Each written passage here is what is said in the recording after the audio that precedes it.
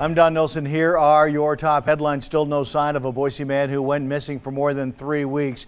This is Tio. He was last seen December 19th near the Quail Hollow Golf Course. Tio was 68 years old. He does not speak English and is easily confused due to a brain injury. Family members are offering a $3,000 reward for any information that leads to getting Tio home. If you have any information, call Boise Police, 208-377-6790. Turning now to our Finding Hope series, Governor Brad Little is looking at boosting mental health resources.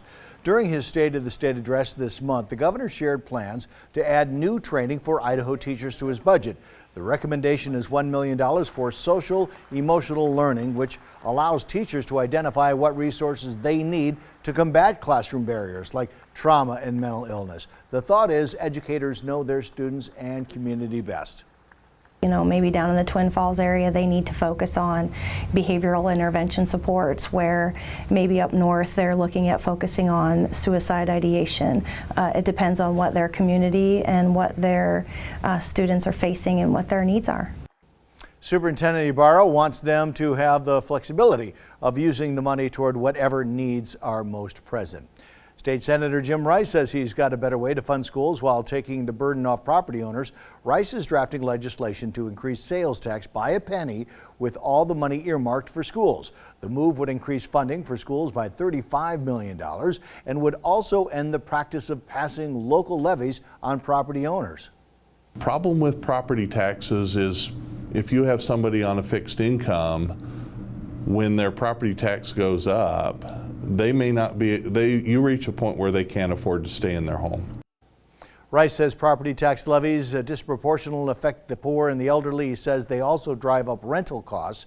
Rice is collecting comment on the idea and hopes to have something ready for hearings in mid-February. Now, Chief Meteorologist Scott Dorval with the On Your Side forecast.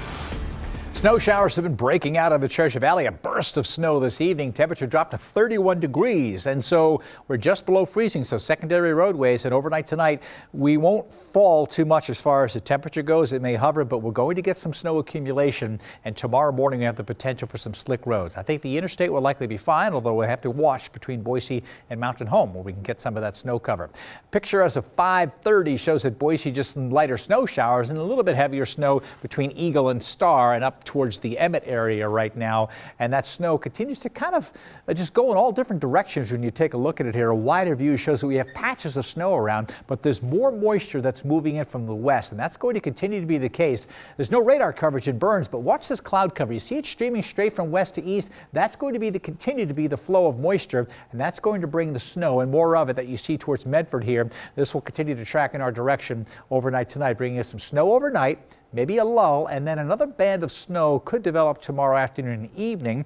But again, the temperatures will likely be above freezing, so we probably won't have too much in the way of slick roads in the afternoon. But that's something we'll keep an eye on. I'm concerned about tomorrow morning's rush hour of having some slick roadways, and it just takes a little bit of ice. Even this morning, we had some issues because of the ice from the leftover moisture from last night. Winter storm warnings in the mountains. This warning's been in effect since Friday. It will finally expire tomorrow evening at 5 o'clock. We still have yet another 6 to 10 inches in places like Long Valley, McCall, Donnelly, Cascade, Lake Fork, up to 16 inches in the skiers. I'm thinking a foot likely at the ski areas, and even in the Sun Valley area, some good snow is coming in. So the Treasure Valley tomorrow morning, as you're getting ready to head off to work or school, there could be another inch of snow on the ground, maybe 2 in some places, and that could cause some slick roadways, especially those secondary roadways. Anything untreated could be on the icy side, driveways and sidewalks. Temperatures are still going to be warming in the afternoon, but we have another burst of snow, which would add on to that. We won't have this much snow on the ground that you see here in these locations, but we'll get that same thing we've been having, snow, then a little melting, then some snow and some melting. So we'll have to watch again for Wednesday morning's commute because of the moisture left over will freeze on untreated surfaces. So Tuesday morning and Wednesday morning, a chance for some ice on some roadways, certainly the secondary roadways, driveways, sidewalks, and parking lots. There's your periods of snow tonight and a little tomorrow afternoon. A break Wednesday. Drying out, but look at these temperatures. This is why I don't think you really need to shovel anything. It's going to get cold Wednesday morning, so you might want to shovel what comes down tomorrow if it accumulates in your neighborhood, because many places won't get it. We're up to 42 again on Thursday, 40 over the weekend. There's no Arctic air coming in, at least not over the next week. That's my latest update. I'll have another update coming up right here later this evening.